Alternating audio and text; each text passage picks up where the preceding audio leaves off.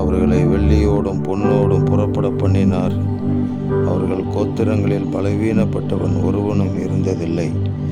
எகிப்தியர் அவர்களுக்கு பயந்ததினால் அவர்கள் புறப்பட்ட போது மகிழ்ந்தார்கள் என்று சொல்லப்பட்டிருக்கிற ஜீவ வார்த்தைக்காக எங்கள் தேவாதி தேவனுக்கு கொடான கோடி ஸ்தோத்திரங்கள் உண்டாகட்டும்.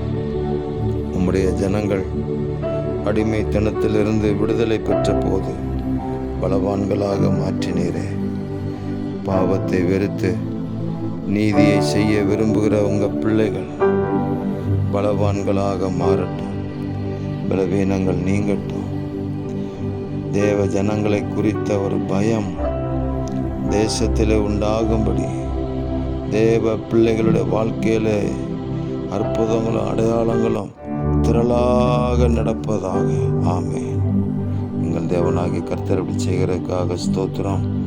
மகிழ்ச்சியும் களிப்பும் கனமும் தேவ பிள்ளைகளுக்கு உண்டாகும்படி அனுக்கிரகம் செய்வீராக.